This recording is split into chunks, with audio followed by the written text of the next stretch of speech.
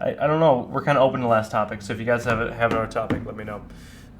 So real estate. A lot of you guys want to know kind of why I do it. If I make so much money trading, why would I go and then invest my into real estate? And that's because I do believe in diversification to a certain extent. A lot of you guys who have made money day trading and then threw it right into S&P 500 probably got smoked in the past few months, right? It's pulling on back pretty hard. I don't do that. I do have a long-term account, but it's honestly quite pathetic how big my account is compared to my day trading account. It's like 1/10 the size probably. And it's not that that's a bad idea, but I firmly believe in diversifying to a certain extent. And I think real estate is a great way to hedge against certain times like this, especially when it comes to long term. There's going to be 100 fire trucks that pass my office, so sorry for that. Just one moment.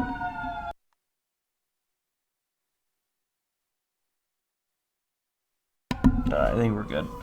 So we're going to talk about kind of how I got started. Oh my goodness. Can you guys hear that by any chance? I might pick up on that. I heard it when you first mentioned it. I don't hear it now though. Okay, cool. So what I do is I take monthly withdrawals, and I usually set aside 10,000 is usually a decent amount down payment for most homes, but you don't really need a down payment for all the homes. In fact, the first I've purchased now 4 units and gotten it for technically $0, and I'll explain how. So the first duplex I purchased actually was a zero money down, no credit owner financing deal. Now this is a harder one to score. This has to be an off-market deal. You have to be able to sell the plan to the seller. And so all I did was I found someone who was interested in selling their duplex, because I literally looked at it and I said, I want to buy that. And my wife said, oh, I know the family and they're thinking about selling it actually. Perfect. And so I found this off-market deal. And really, the ideal people you want to look for are people who don't need the money right away, who are already financially sound and like the passive income aspect. So what a no money down, no credit deal. It's called owner financing. And all I did was I said, hey guys, I can buy your duplex for, this was a few years ago, and believe it or not, real estate prices have jumped dramatically since then. I can buy your duplex for $130,000, but you're going to pay some taxes on that. You're going to pay a decent amount of taxes. Or we can do this. I can pay you monthly and get that principal down. And then after 4 years, 6 years, 10 years, whatever your balloon payment is, then I could pay you the remainder and pull that loan out. And so that to them, they're like, oh, that's an awesome deal. I'd rather pay 30% on 60,000 than 30% on 130,000, because we don't need the money right now. We own it outright. We're financially sound, and we like the aspect of the rental, having passive income a month. So all I do now is I pay them like $800 a month. I think $850 a month I pay them, and the duplex brings me in almost $2,000 a month if my renters pay, which they don't always pay. That's just a New York thing, really, and a California thing.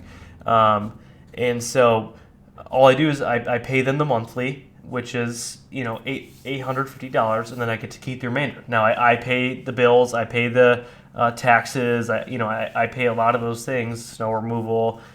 Maintenance. I'm in charge of maintenance. So to them, it's little to no risk, because they're not in charge of maintenance. I'm in charge of paying for. They still get monthly payments if they like passive income, and then if they decide to, they can have a balloon payment. It's called a series of years. So this specific deal, I'm paying them monthly payments for 4 years, and then I'm ballooning them the rest. So they're going to save a few $1,000s doing it this way on taxes and stuff like that. That's how you can purchase your first unit without any money down and without using your credit. Now, eventually I'm going to have to, because I'm going to have to get that balloon payment, but it gives you 4 years to really establish some passive income before you pull a balloon payment. So that was one of my favorite deals I ever struck, because I also had to negotiate no money down, because I did want some money down, but you have to kind of be a good negotiator.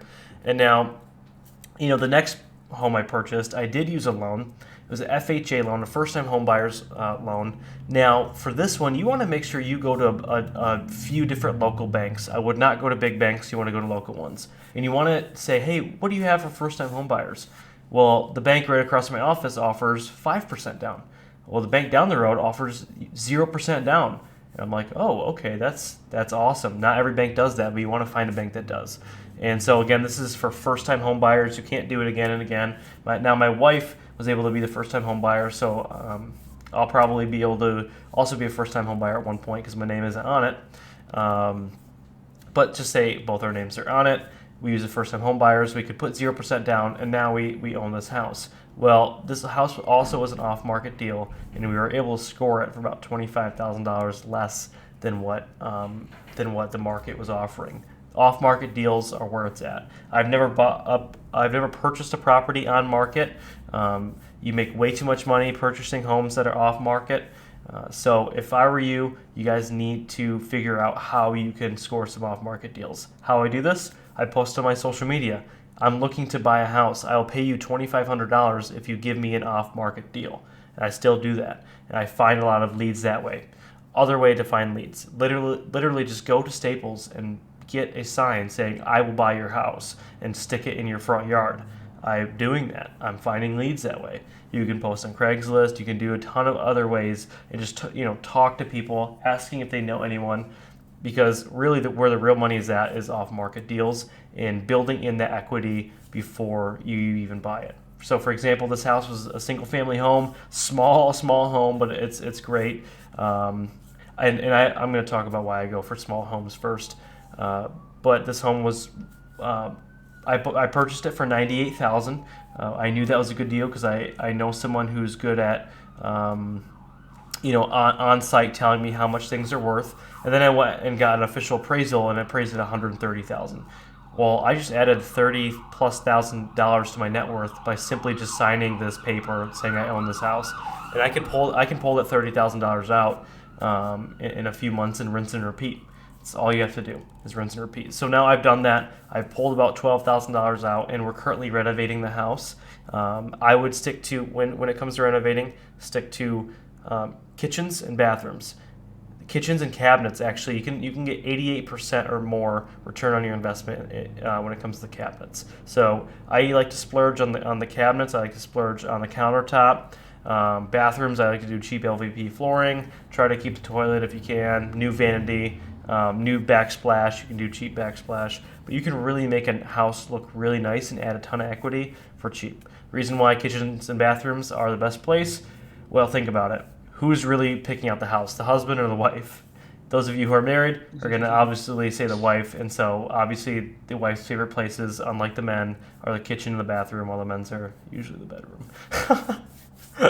But yeah, that's kind of my go-to, and now all I'm going to do is I'm going to get it reappraised for about $150,000 to $155,000, and I just added a lot more to my net worth, and I'm going to simply rinse and repeat. So now I'm going to take that $30,000 or $40,000 out. Now you can only pull 80% out. You can't pull 100% of your equity out, and I'm simply just going to continue to do that again and again. So we're to a point where my income-producing assets greatly outweigh my liabilities, and I no longer have to work. Now, I don't have a huge real estate portfolio, but we're cooking right now. We've already got 3 units in the matter of a few months.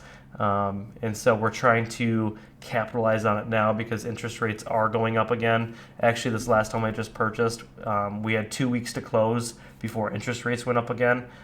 So I would highly recommend kind of getting on it, finding some good off-market deals, finding someone who knows how to properly appraise a house. You can pull comps, but I would still bring someone with you who knows a little bit about maintenance, can find things. And I would also look for homes that aren't, that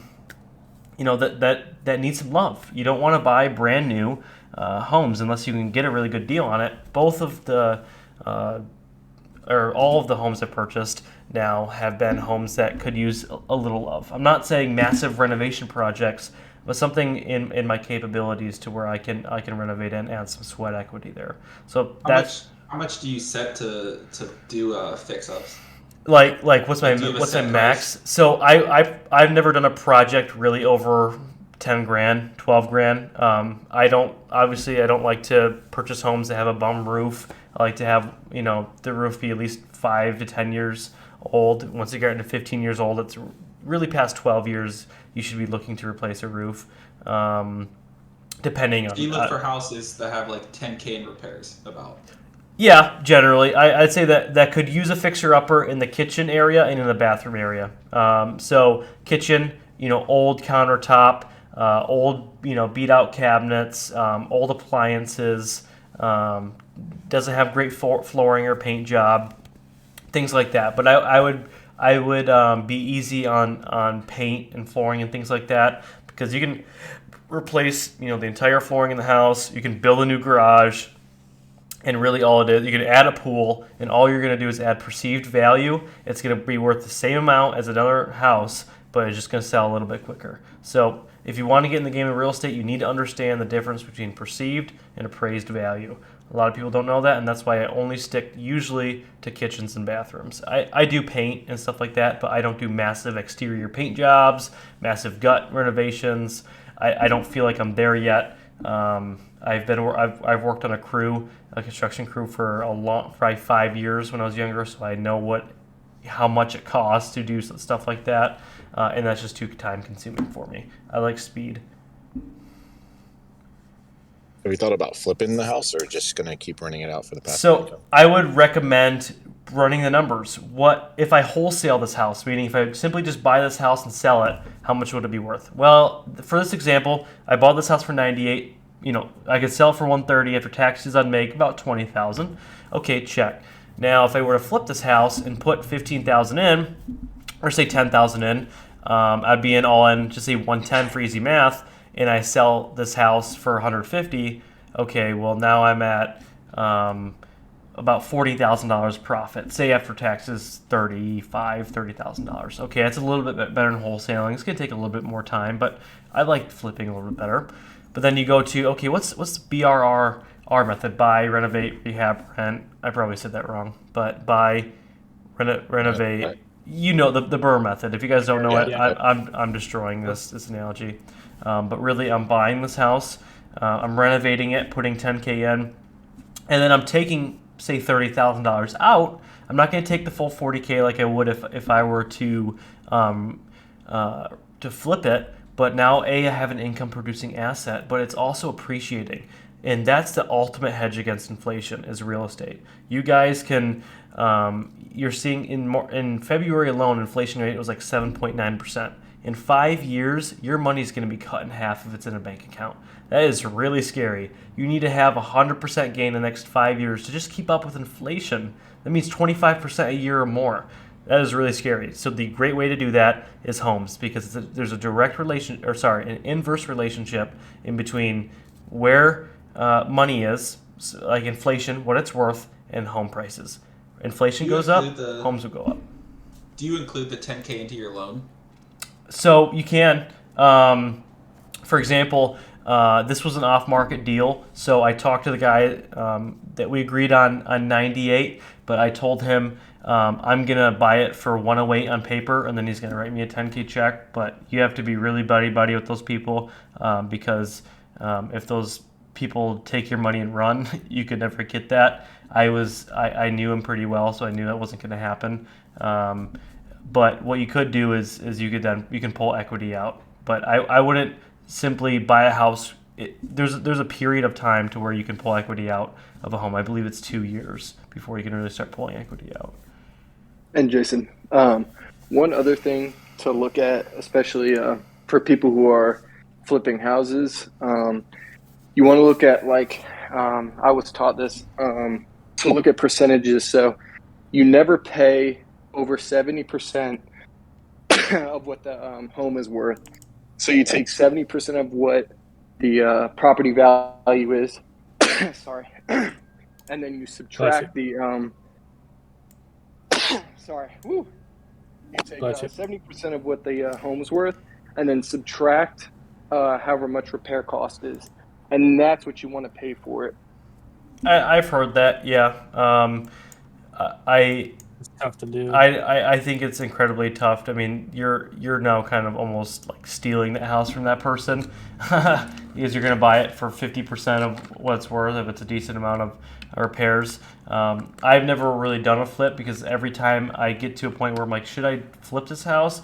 Every single time it's proven to just be better at just renting it out and pulling the equity out. And I would continue to do that because I don't think inflation is going to stop anytime soon. So, like I said, the ultimate hedge against inflation is appreciation in homes. So all my homes, I'm going to have say $1 million real estate portfolio. Well, it's going to be 1.1 million by the end of the year just because of where inflation is going. And you can pull equity on multiple units at a time. It doesn't have to be one home per one home. Say you have $300,000 in equity in a $1 million portfolio. You can pull up to 80% of that. Yeah. And then also another thing is I'm pretty new into real estate too. Another big thing is if anybody's trying to get into real estate, look at somebody like Jason, look at somebody who's in your area that's flipping houses, and just hit them up and ask them, hey, can I like understudy you for a couple house flips, see how they do it. Obviously, Jason, you've been kind of getting into real estate, so someone like Jason, just asking Jason like, hey, what do you think about this, or what do you do like this, or can I understudy you, just to see like how it's done before you kind of jump into it. Yeah, I would advise that for every area of life. I mean, that's what you guys are doing for trading, right? You're asking, me how do I trade before you jump into it. Yeah, I definitely consider doing that for every area. Is there any other things that we can go over? Any other questions about real estate? I don't want to take too much time in real estate. I think we had one more topic to talk about. You guys can raise your hand if you guys have a question. This guy's got a question.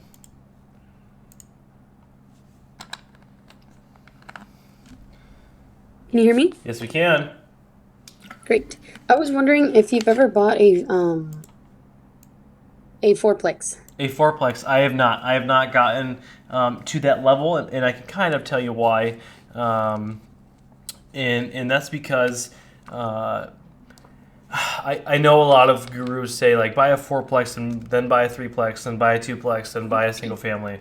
I do understand that analogy, but generally speaking, there's not many banks that are going to, for your first building, going to let you leverage. I mean, because a fourplex, even a cheap fourplex, is going to be near $500,000. If it's $100,000 a unit, that'd be about $400,000. So I find loans like that are incredibly hard to pull because when it gets to a 5-plex, it now becomes commercial. So now you're dealing with commercial loans. So I have never bought a fourplex, and the real reason is because if there were to be a housing market correction, all of my homes, because I buy below the median, are going to be safe. Meaning, if I buy a $300,000 or $400,000 building and the housing market corrects, it can go down to $300,000, maybe even $200,000. But there's going to be a floor to real estate prices. Meaning, these median homes, these 3-bedroom, 1.5-bathroom homes that I'm purchasing, say they're worth $180,000 and they go down to $150,000. Well, they're not going to go any lower than that. There's a floor to real estate, and I really think the safest and best way has to be single-family homes that are below the median that you can buy some equity in and fix it up. I've never purchased a fourplex. I don't have experience in that. I've stayed away from it because that's a pretty big loan. Not saying they're the worst way to invest in real estate. I know a lot of gurus do recommend them, but I just think it's a lot harder said than done, or a lot easier said than done to pull that big of a loan on a fourplex. Really, not that many banks are going to allow you to do that. Gotcha. Thank you. Mm-hmm. I appreciate that. Yeah, not a problem. And like I said, fourplexes are bad. I just stay away from them for that reason. Yeah, I understand. That Duplexes makes and sense. single-family homes also have like a much larger consumer, both for resale and then for also people using it to like rent it out. Yeah, no, definitely. Speaking of Yeah. a duplex, I got an apartment open if anyone's in the northern New York area looking for a place. But Get one in Florida and I'm there. yeah, we're working on it, man. We gotta buy an office first. Appreciate the question. Appreciate the question. Any more questions on real estate before we can get moving on? We'll give you guys just a moment. So we talked about the kind of the birth of profit chasers. Talked about real estate. Any trading thing? We had another topic to really talk to kind of go over, but I mean we're kind of into our time. We're now in about 48 minutes, and usually our podcasts are just under an hour. Just real quick, I don't know if you did mention it because I did have to take a phone call, but you said you were going to talk about why you kind of target smaller homes. Yeah. Most kind kind of of. already covered Yeah, that. it kind of Yeah. goes into what you just talked about. Yeah. Yeah. I would say this is My a apologies. pretty question. Very good. You know, I see a lot is how much do you think someone needs to get into real estate to buy their first rental property? $0 down, and I'm serious about that. You can purchase homes for $0. You can do the owner financing like I talked about. There's multiple ways. Say you don't have credit and you don't have money, the only way to do that is owner finance. But if you are just getting started in real estate and you don't have any money, odds are you've never purchased a home. You need to find a local bank that offers 0% down. And I know a lot of you guys are saying that's crazy. You need at least 3.5%. Yada yada. There's banks out there that do that. I promise you. Credit unions usually are the ones that offer that. And that's how I would get started. However, if you don't find a bank that has 0% down, I really think you can start with 5,000. I mean, that's really all I started with. So if you have 5,000 comfortably that you could just put into a house, that's a good idea of like what to start with. Yeah. So you're not going to be able to buy much with it. You're going to look to buy a home below the median. It depends on where you live. Really, I live in a rural area, so homes aren't going for 300, 400,000 daily. I mean, I live in New York, and prices are pretty crazy, but I live in a not super populated area in New York, and so home prices aren't terrible. About an 1,800 square foot, 3-bedroom, 1.5 home I purchased for 130, so it's not crazy. A 3,000 square foot duplex that each has 3 bathrooms and 1.5, or 3 bedrooms and 1.5 bathrooms and a full basement on each side, I purchased for 130. This was a few years ago before market kind of took off. But yeah, so I would look to buy below the median, and that 5,000, depending on your first purchase, is the most important. The last thing I'll say in real estate is your first purchase is by far the most important move of your real estate investing career. Your first purchase is huge. How much you put down, what bank you go with, is there equity in that property? Because if you nail it right, that property is going to slingshot you into success. Especially if there's, for example, a home I purchased about 30 minutes away from me a few months ago had a fully finished basement with 2 exits, and it had a bedroom bedroom and a bathroom down there. And really all I did was I put up some interior walls, and that single family home turned into a duplex really quickly. And so now I was able to charge 2 times the rent. And that was my first home I purchased off of a loan. And that home, because I bought it with so much equity, I was able to charge 2 times the rent. That home slingshotted me into success. And I'm dead serious, because one home turns into 3, turns into 5, turns into 10. It just rinse and repeat really after your first one. Finding the right deals is almost just as important as having the money. Oh, it is 100%. 110%. Alrighty, so we got. I think that's probably gonna be it. Wasn't much on trading, as much as real estate. I do have a gentleman who actually owns the building that our office is in, our HQ is in right now. He has about. Last time I talked to him, about $150 million in real estate. So he's doing pretty good. He's got a ton of. He buys everything, and I'm really trying to get him on the podcast. However, he's a workaholic, so it's hard to time it right. But I promise you guys, I will get him on here to talk about commercial investing, because that's something way outside my realm or area of expertise. So I'll get him on here ASAP. It probably won't be for a little while, but I want to have some higher ticket people on here, way better than myself, way more professional than I am. Guys who've been 20, 30 years into investing. Commercial market's a way different market. Yeah, way different market. I do have some experience because I kind of, backpacked off him for a few of his deals he's done, so I understand it to a certain extent. But as far as purchasing myself, I have never purchased a commercial unit. Our first one will be our office in Florida, so I'll hopefully we'll do an epic podcast out of that one. That'll be exciting. For sure. Corey, Noah, Rigo, David, any of you guys got anything to add to anything we talked about today? Any potential topics? We got a few more minutes. No, I think it was all good. Yeah, I think Information is just, one more little piece to the pie if you add value. All right. I like it. I'm not sure if you talked about it already because I had to def and also take a phone call. But I was gonna say anything about wholesaling. Do you know anything about that? Yeah, I do. That's something you want to cover? I know a lot of this will be kind of the last thing we talk about. I know a lot of people hype up wholesaling. It's kind of like the new. There's like a lot of gurus have since sprouted out of there. Not saying wholesaling is not profitable or bad by any means. It can be done, and I think it's a really good thing to learn. If you guys want to learn wholesaling, I consider you guys go to Jerry Norton. I think he's probably the best wholesaler out there. But for me, a lot of my real estate has a long-term outlook on it. I think there's more value in holding the real estate. So when it comes to wholesaling, you're going to get taxed a lot, which is fine. But really, just once you have the property under contract, do all three methods. How much would I make wholesaling, and how long would it take? And what are the resources it would take? If I renovated it and rented it out, how much would I make? How long would it take? What are the resources it would take? And then the last one, if I were to do a fix and flip, every single property is different.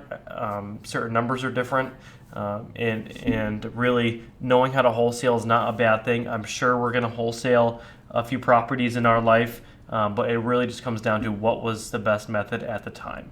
And I don't actively go out there to look how to wholesale. I've purchased probably $1,000 worth of courses and mentorship on how to wholesale. So I know a lot about it because I was very curious in the proper way to do it. So I think it's a good thing to learn, but I wouldn't actively go out to try to wholesale unless you know of a off-market deal that you scored a crazy good deal on and you don't have the finances to put any money into it, and you know someone who's looking to buy homes. That's a perfect example of, okay, that's the best time to wholesale because you don't have the resources, you don't have the money and the time, and you really could use the money now. Okay, wholesaling is the best option. Where I'm at in my career, a lot of these options I'm purchasing these homes at, it doesn't make sense to wholesale just because they're more profitable in other areas. Yeah, it's a lot more than just selling a piece of paper like people try to make it out to be. Right. So if I wholesale the most recent purchase, I would have made probably $17,000, $20,000 all said and done. It took me a few months to do it. But now doing this strategy, it's still zero money to me because I'm pulling equity out, and I'm going to end up making $40,000, and I'm going to still make like $500 a month passive income on top of it. Now, I will say this. Rental properties are not as glitz and glamour as it sounds. You do not make real money with rental properties. I hate to be the ball buster. Rental properties are not super profitable because the odds of people paying you rent are low in this day and age. Unfortunately, with I won't go into that. Depending on what state you live, the maintenance it costs to keep a lot of them running is low. Where you really make your money is an appreciation of the home.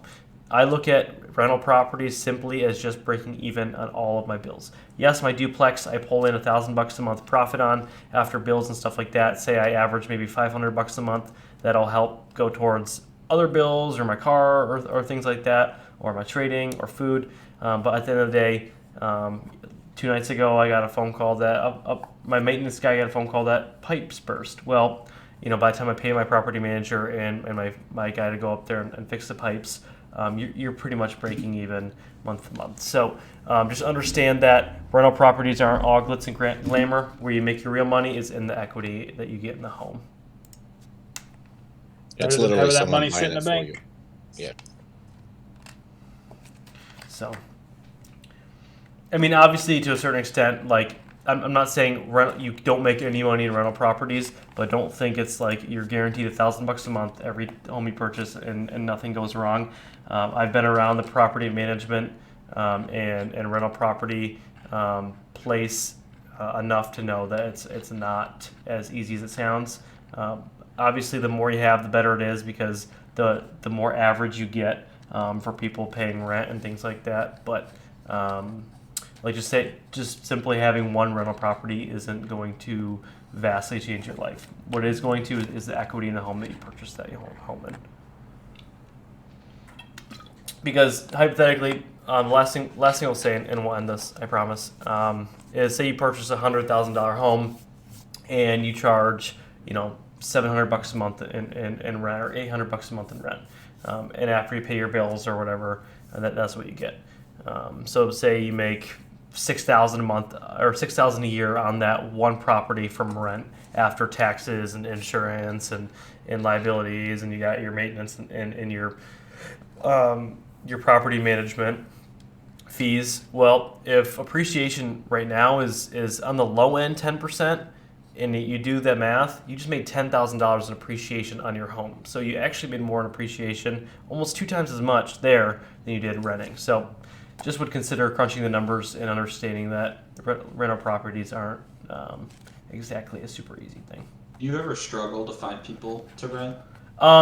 So it really depends on the area you're investing in. That's why I'm done purchasing homes in this county, because this is a depreciating county. I don't find problems because there's a massive military base where I live, so there's always going to be someone that rents it. If you guys struggle finding good renters, I highly suggest paying the money and having a property management company manage your property. They're going to take a little bit off the top in rent, but they're going to guarantee you renters, and they take they take all the stress off my shoulders. I would have got that phone call last night or 2 nights ago at 11:30 at night, but I ended up getting a text at 8 in the morning. Hey, this happened. Hey, we got it fixed. Hey, here's a bill. Way easier to do than managing it yourself. I would recommend having a property management company, because they'll guarantee that your place is rented within a month or so. And if they don't rent your place within a month or two, it's either your place is complete garbage and you're charging too much for it, or you have a terrible property management company. But alrighty, guys, I really do appreciate all you guys tuning in and listening to this. This does conclude episode 3 of PC Podcast. Episode 4, we're going to continue to do this every single week on Thursdays and then post them on Fridays. If you have any questions or want to be a host in the podcast, DM me your questions. It could be about training, mindset, like I said, real estate. We covered a lot of real estate today. Anything else, taxes, we're going to have a tax guy in here. Just feel free to DM me in Discord, and we'll go from there. Thanks for having us. Alrighty, guys, have a fantastic